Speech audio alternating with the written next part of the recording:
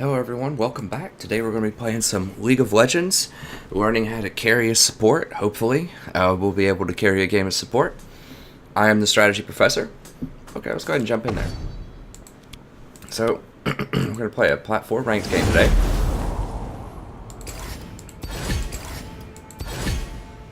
Now, I would like to play some more Zyra. As I mentioned in my last Tom Kench video, I played her some over this weekend. I went and just over to my buddy's house and played with some friends, and she was doing much better than I initially thought. So I think perhaps we just didn't have a good composition for her, or something along those lines. Also, I tried to play one ranked game to show you guys just a better show with her than the game that I lost. Although the game that I lost on the channel is still a pretty good show, I think. I mean, I make plenty of mistakes, but it's a very close game, and I think we had some good plays as well. So I would like to give her another shot, but based on what I've learned, she's really not good in certain matchups. So you have to plan carefully when you pick her. You can't pick her if your team needs a tank desperately, or if they need really hard CC.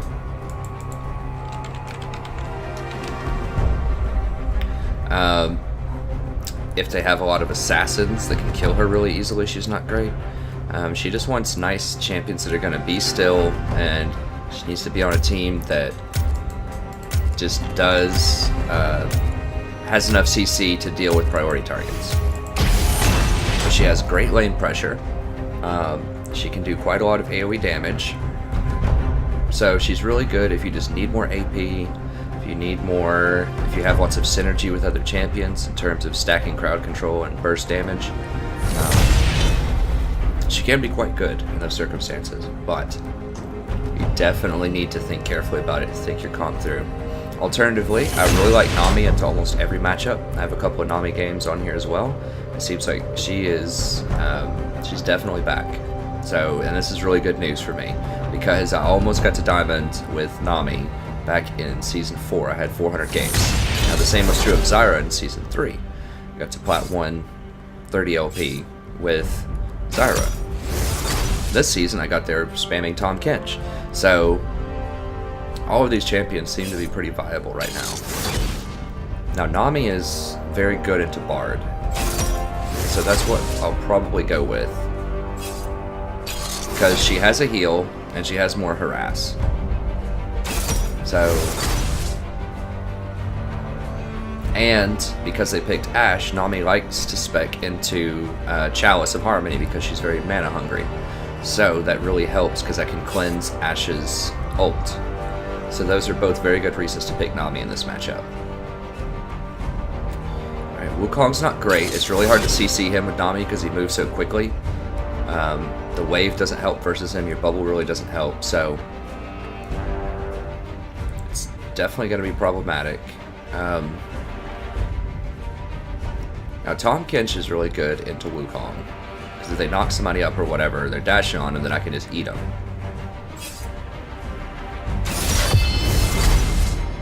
Now we already have a tank in a Mumu jungle.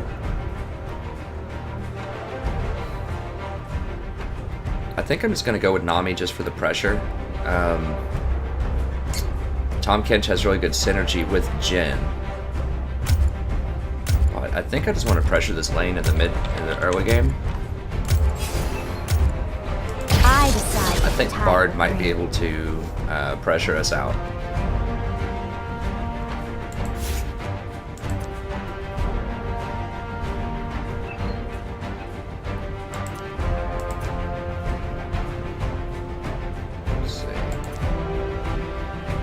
So, and it's tough to say whether I want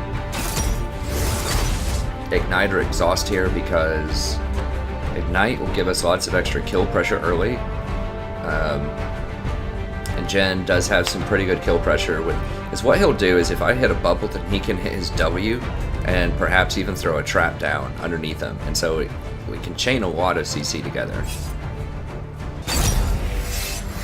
But Jax, of course, if he gets going, can be a monster, and Exhaust is really good later in the game. And Jax is someone that I will be able to get close enough to cast Exhaust on them, so that's good. I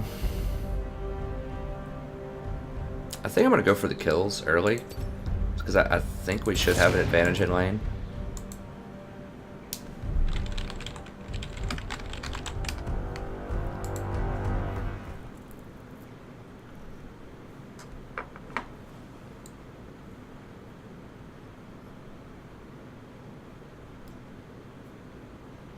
Okay, so I've talked through most of what is going on, I think, here.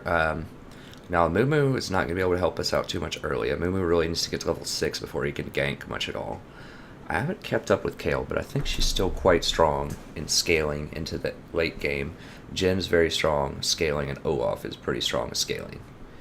Their Jax, of course, is strong. We both have pretty good high scaling comps. I think Kayle is good into LeBlanc. I'm not 100% about that matchup, but I think Kayle is good versus most burst mages. Alright, and Bard. Bard is weird. I don't know, he can be good. Like, I feel like he can be a good combination with Ashe because they can both chain their CCs, like an ult and a Bard ult into an Ashe arrow. But a lot of Bard's power comes from his early game, his ability to throw up those shrines and heal your own AD carry and just harass down the enemy. We just have to make sure that we don't get hit by his stun. So he's going to try to throw his stun through the minions to hit us. So ideally, if you're Bard, you want to clip one minion with your Q and then hit the player so that it stuns him. And that'll be annoying. But I think our stun is easier to land than his. We'll see. I suspect I will be able to out-damage him in lane. Because Nami's W is like the ultimate trading tool in lane. And Ashe doesn't have a ton of burst early in the game. So I think we should be able to deal with this. And like I said, Nami has really good synergy with Jin also. Because her bubble into his W is gonna be a lot of damage. Okay, so just dropping the ward there as usual. Hopefully Kayle will ward up there. Let's see. Or at least hang out there. 30 seconds until minions spawn.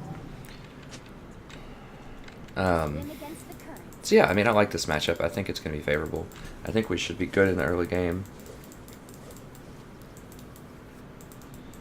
Well, Olaf's upset about that. I mean, I don't know that matchup too well, but it seems like Olaf should have a pretty good time with that. I mean, Wukong is one of the more innocuous top lanes he could face, I think. Wukong's really good with in team fights because he gets all those extra stats and because his ult has such a huge radius, but in one-on-one, I didn't think he was that strong. He doesn't have a lot of CC outside of his ult. I don't know, though. I guess we'll see. Olaf doesn't seem happy about it. That's alright. Okay, so we just want to damage this, as usual, and then just throw a heal on a Mumu. It's, the heal is kind of expensive just to use on a single person early on. But a Mumu really needs help early in the jungle, so hook him up. Plus, it just helps the psychology, as I talk about so much. Just giving that heal just helps with the psychology, so... Okay, good. This Jin really likes to go get it. Okay, the heal actually hit the Jin, so that's good.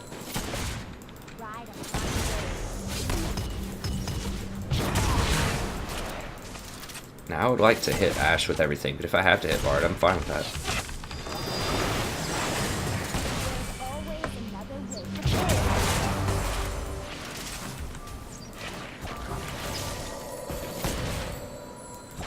That took a little bit of damage. Not ideal, but it's fine because I have W to heal, and Ashe is really low from it, so...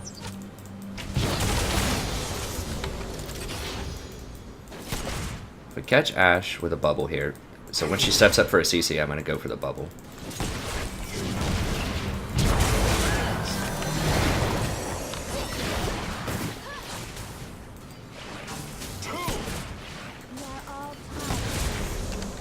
I get the assist? No, I didn't even get the assist on that. Jhin just straight up took him out.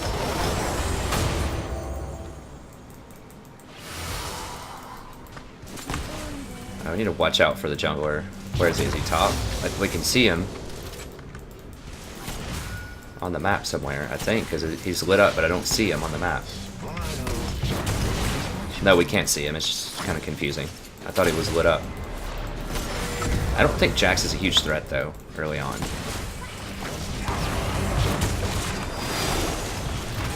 Get him, baby. Oh, almost. Oh, nice. An enemy has been slain. Very good. Okay, so this Jhin knows what's going on. And you know, Jhin is one of those champions that is extremely good if you're a good player. Like, I found this guy earlier, and this brings up a good story too while we're walking back. I found this guy earlier in the season who, it was a Plat 5 game, and he had just played as Annie mid or something like that, and he fed really hard. Well, not really hard, but he wasn't doing great. He was like 3-6 by the end of the game in a game that we lost. And he said, "Hey man, do you want a duo?" And I was like, you know, in my mind, of course, I'm thinking this guy just like had a terrible game. I don't want to duo with him, you know. I don't know who he is, and then I was like, well, and so I looked him up on Lolking, and he used to be a Diamond 3 in the previous season. Now he was a Plat 5, and I could see that he had just lost a ton of games at the start of the season and just hadn't really recovered. So I was like, well, this guy has potential then. And then he said that he was usually an AD carry support, or main. I was like, okay, I'll give him a try. Well, it turns out he was really, really good at Jhin. And that's, with Tom Kinch, we won like 19 of 20 in a row, and in like 2 days I gained 4 divisions. So I went from Plat 4 all the way up to Plat 1.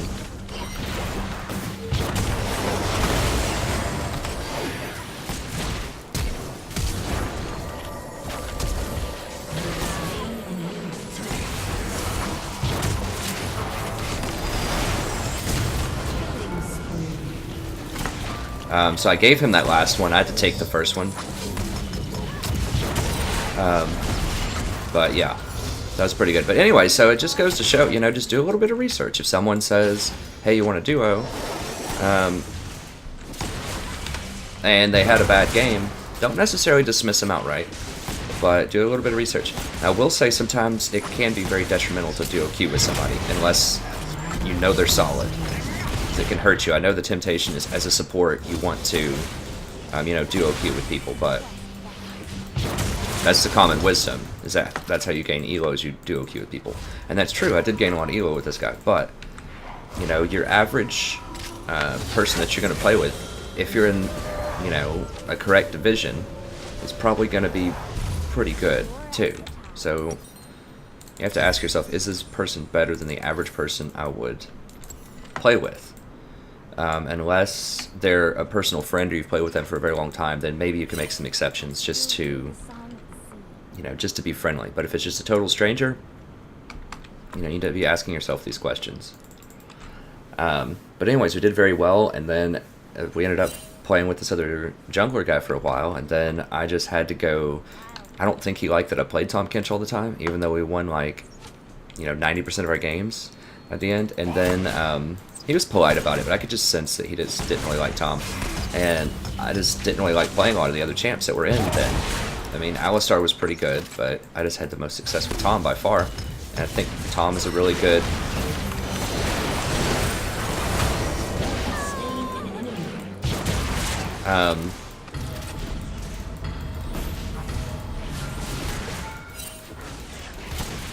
Jax has to come down here like soon, so I really need a ward, but we just keep killing this guy. But anyways, I had to go out and mow my yard, and so he just decided not to do it with me after that. We were just like on a roll, and then he just played with other people, and then he just like would just keep coming up with these excuses not to play. And I think he may have made it in a diamond, and it was a little bit frustrating that I helped. I won't say carry him because he was a good player, but definitely the combination of us together.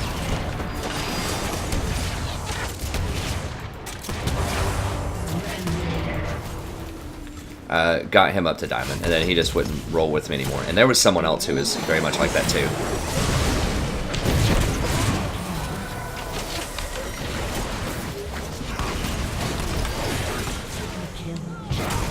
Okay, I might duo with this Jhin afterwards if he wants to, because we are definitely wrecking face.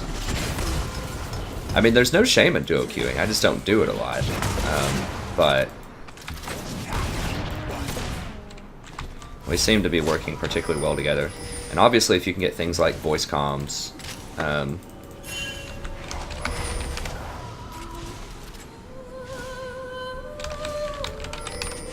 yeah, Jhin just really didn't want to back. I mean, we could have gotten the dragon probably, but Jhin just got a triple kill, and so he's probably thinking, you know, he wants to buy items, and that's what you should be thinking when you get a massive kill advantage like that. An ally has been slain. You don't ever want to sit on gold if you have large items. So he just finished his Ghost Blade.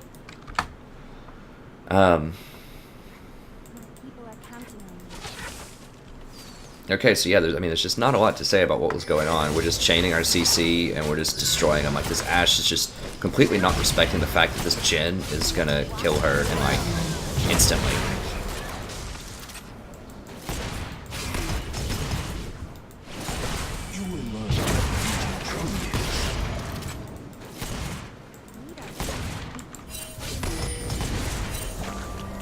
So we just need to take this tower out so that we can go help other lanes.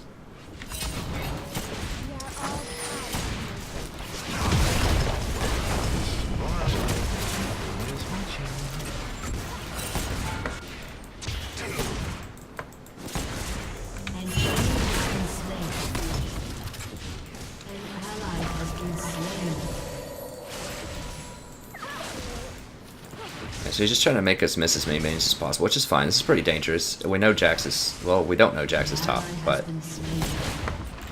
I just want to go ahead and take this. Bard's roaming around. I mean, whatever. It's fine.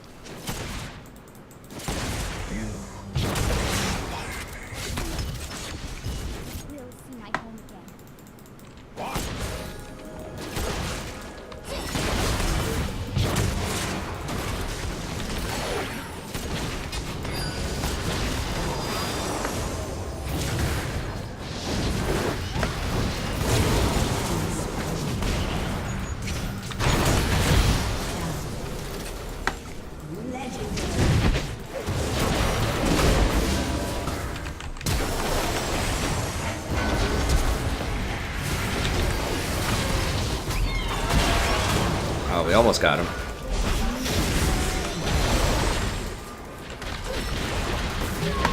No.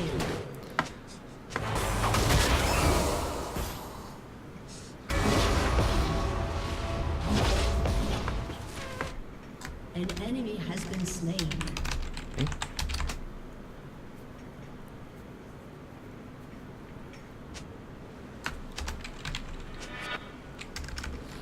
Yeah.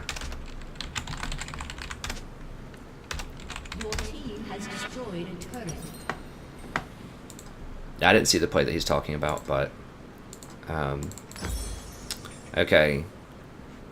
Okay, so who's doing well over there? That's what we're gonna ask. LeBlanc. So we need to get. We'll get Mikhail's. That'll help with Ashe Arrow. Rest of the team is starting to feed a little bit, so we need to make sure we wrap this up.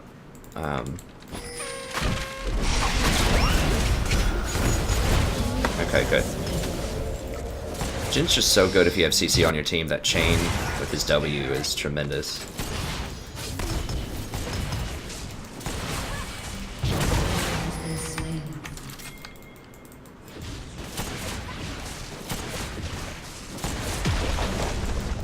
Okay.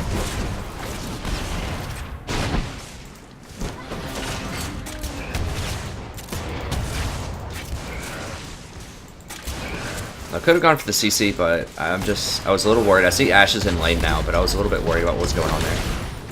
That someone else might flank us. It's fine, we got the tower. You don't always have to go crazy.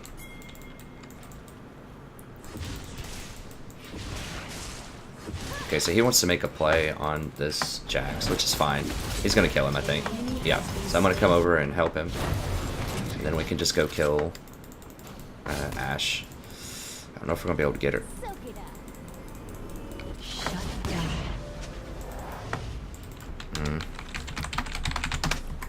Oh, he did stop her. Wow.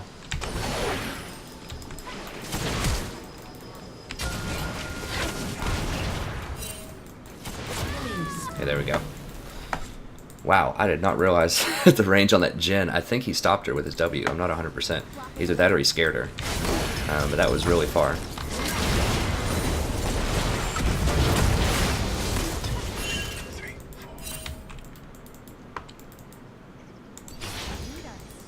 So I'm just going to keep pushing up.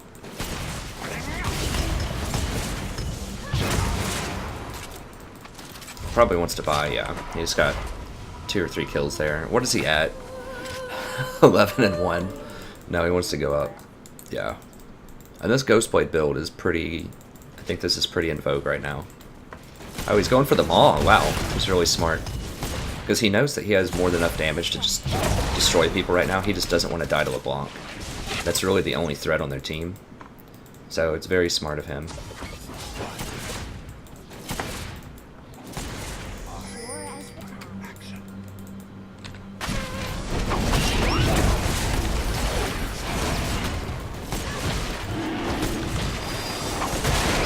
LeBlanc could be coming over this way. I don't think she can zero him out through my W. This is a place where I wish I had Exhaust, because I just haven't really needed Ignite. This guy's just been dominating so hard.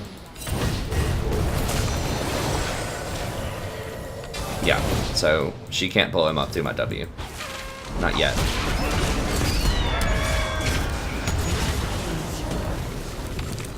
I'm just hanging on here.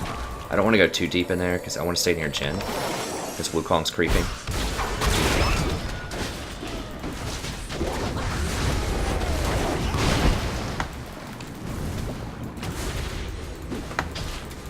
An enemy has been slain. Okay, Bard's trying to creep up behind. He's gonna go for it. Oh jeez.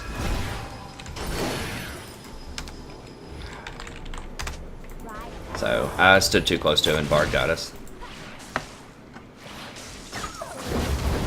Bard may have been able to get away off of just the slow, but I stood too close to him, so I just wasn't even paying attention to my positioning. 'Cause I don't think he was going to get the stun without me being there.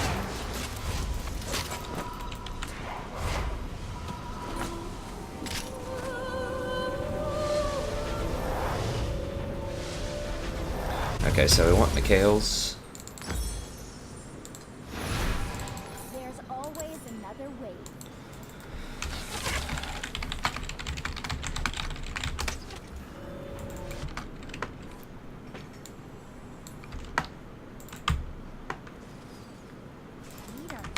So he may not even get a QSS. So we're just kind of communicating about the items that we're getting, just so we kind of know. I mean, I look pretty often, but sometimes I might forget. And other supports, other players may not look. So it's good to just announce if you're going to get key items that can change the way that someone should play the game. So with Mikhail, he knows if he had a QSS, for example, he wouldn't need to use it as much on the... potentially would not need to use it on the Ash Arrow. Okay, they're going to kill O off top, but we should be able to get mid, and maybe even more.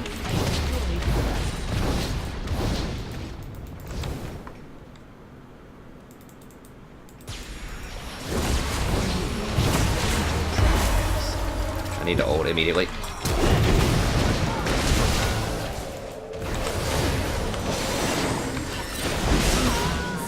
Okay, well, I died. So I just wasn't prepared for that Bard ult. I should have been ready for it. I knew Bard was top.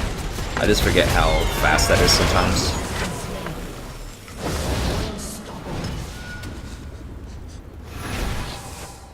Okay, so I guess, yeah, I'll just get Locket next. Get a couple of pinks.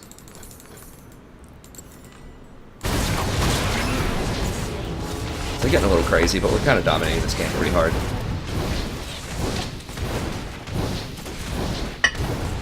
Your team has destroyed an inhibitor.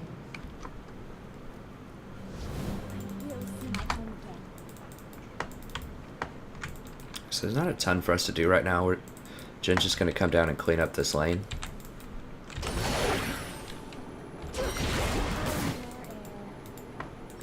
Trying to speed him up a little bit.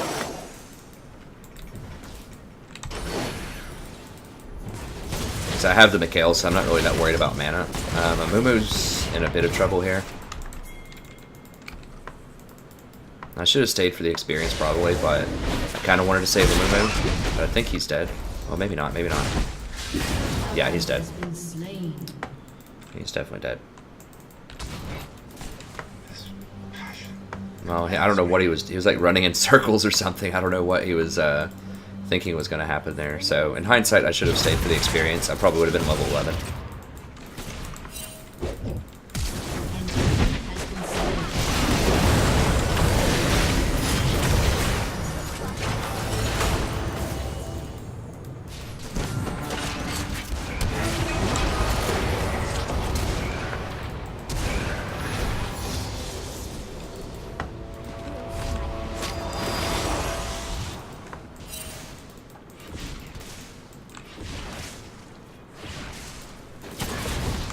So I was able to save him on that one. That's fine, we'll get the tower. It's just announcing drag timers.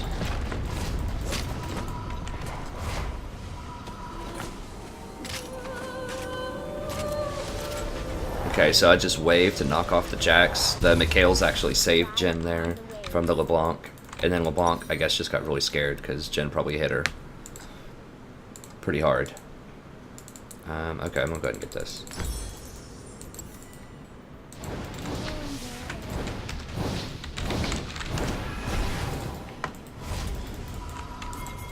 The stone drag is pretty good too, I think, because that's the one that gives oh,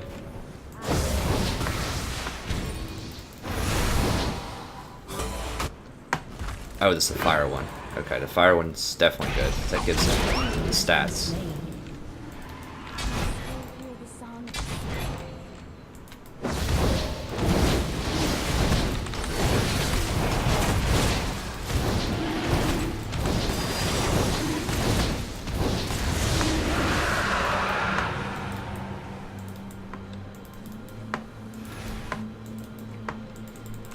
Okay, so we've got a lot of towers. We just need to go rotate up to top and work that one. It's questionable whether we do that because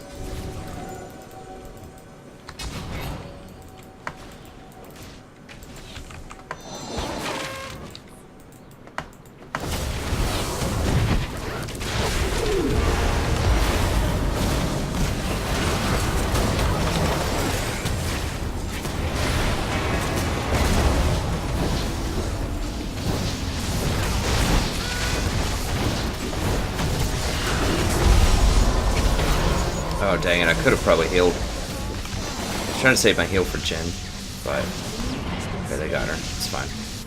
I still have about 30 seconds on the Mikhails.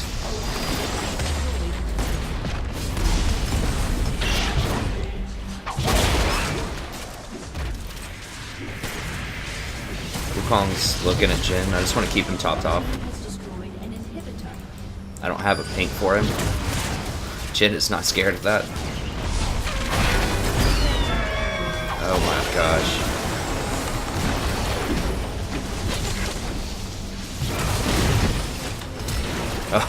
Oh my gosh. That was hilarious. Ash didn't even know what was happening. She just like flashed immediately.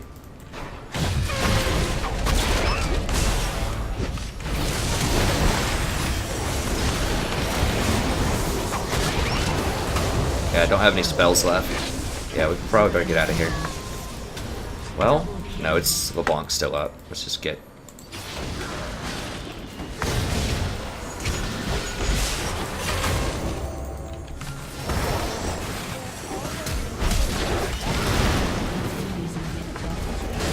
Olaf is staying. This is a situation where I don't want to make Olaf mad. At the same time, I don't want to die myself. So I should have just left and let Olaf die, but I don't want him to get angry. I don't want to injure the psychology. That was one of those plays where just to match the personality of the team, I needed to stay, like I've explained before. But I should have just pinged them back a lot, and they probably would have gone back. We are all tied to the ocean.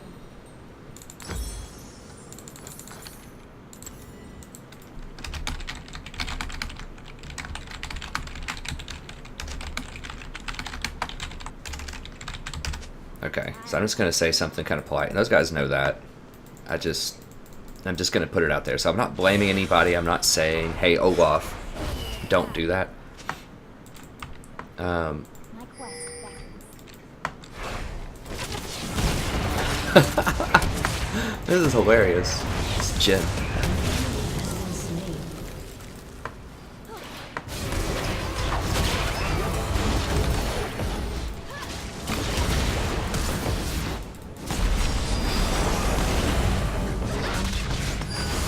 Okay, so I just need to watch for LeBlanc. That's the threat. I mean, he does have Maw, so that's helpful, but...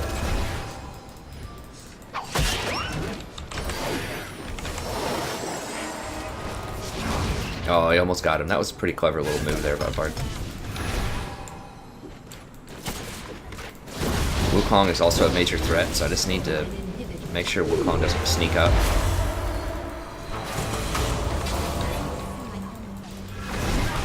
I'm just dropping that pink strictly for Wukong. I don't want him to creep. Get towers.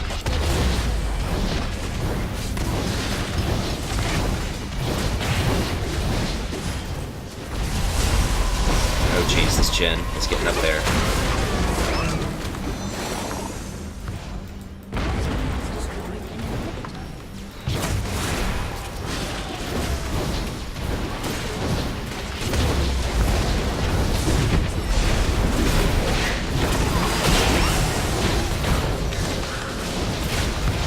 Yeah, they're gonna get her. They're going so hard on her. Or on him, rather. On Jhin.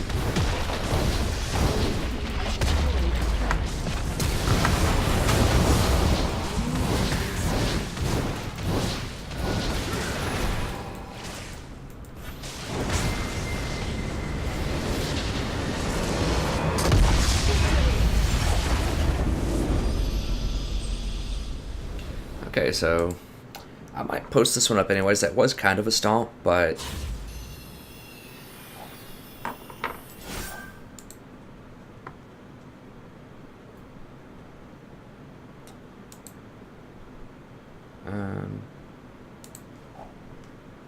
so I'm gonna add him and just see if he wants to duo or not. He may not. He might be a Smurf. He might just have other buddies or something. But if you have a really good game like that, I think it's important to at least try to see if someone will want to duo with you. If you're a support, I mean, you can do it by yourself. Like I say, most of the games that I play are by myself as support. But, you know, if you do find that one person and you have really good synergy, or they're just a good player and you just want to work together, then of course, you know, go for that as much as possible. So like I said, it can make a huge difference. Just that one guy that I started duoing with when I was Plat 5 earlier in the season, I got all the way up to Plat 1 in about 2 days off of duoing with that person. You know, if you really get to know this person, you can start using Cursed Chat or just some other type of chat client so that you can coordinate your movements a lot better. So there's a lot of benefits to duoing with people, but we'll see what this guy says. That's fine. I sent the invite. He might just be, I don't know. I'll wait a couple of minutes here, but I won't make you guys sit through all that. But what did we learn from that game? Not a ton. I mean, I could see that he was hyper aggressive early on, and so I was just trying to match that aggression.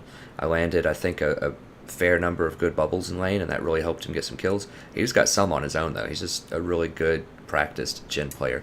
I kind of want to see... no, I don't have...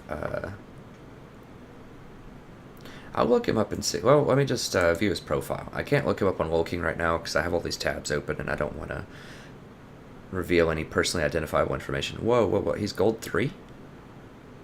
Holy cow. That guy's going places for sure. He is way better. Or maybe,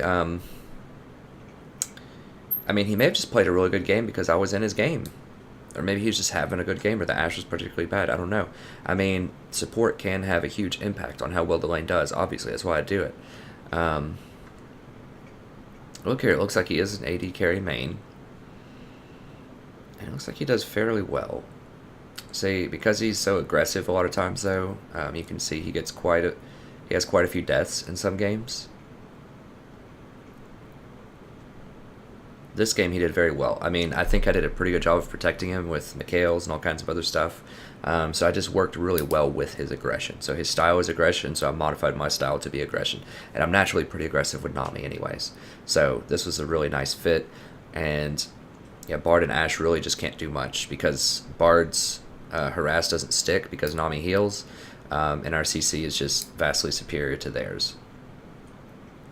But you know, just be aware if somebody dies this much, like frequently in games, they're probably hyper aggressive, but they may not know how to change gears if they're losing.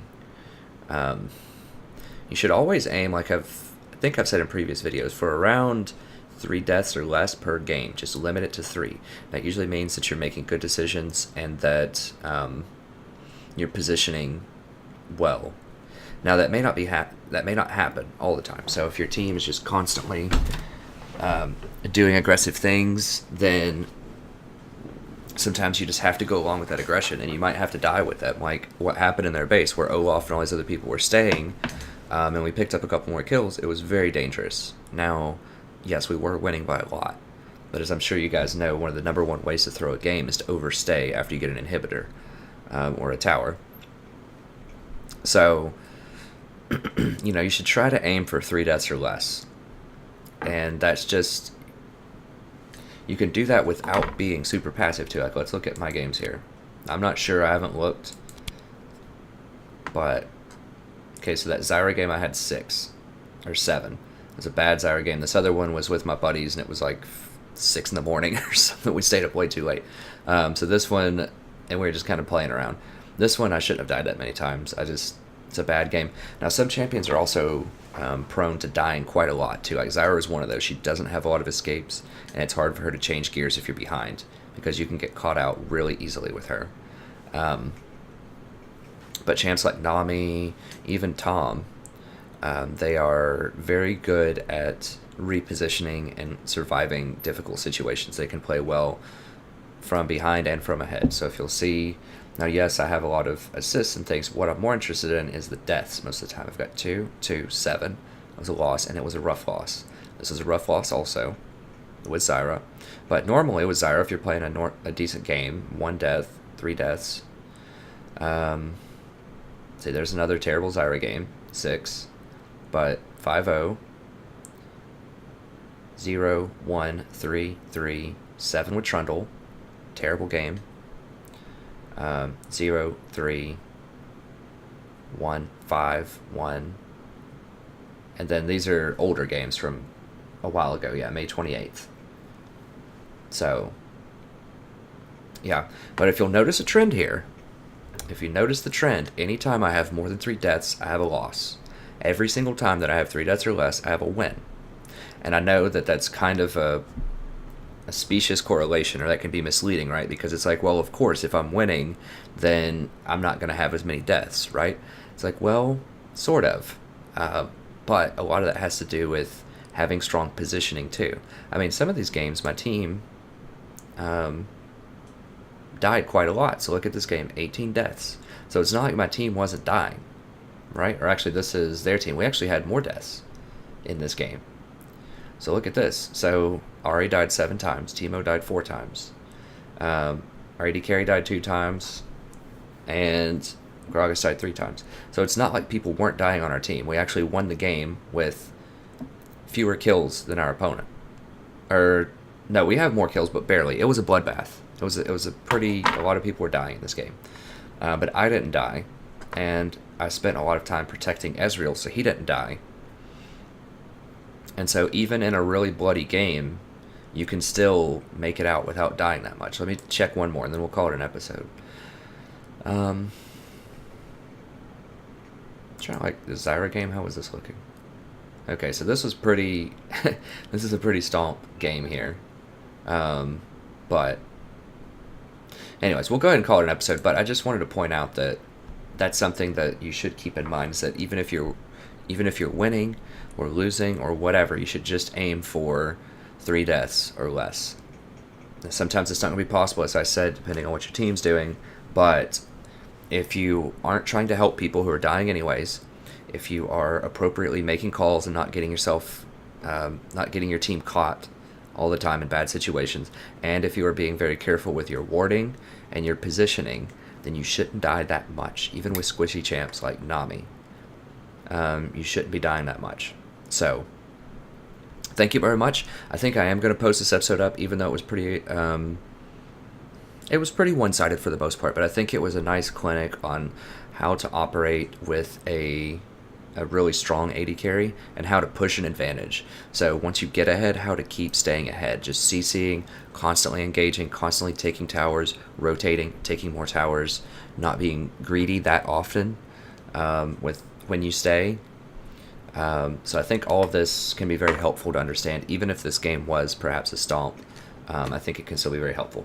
So thank you very much. As always, I enjoy broadcasting for you guys.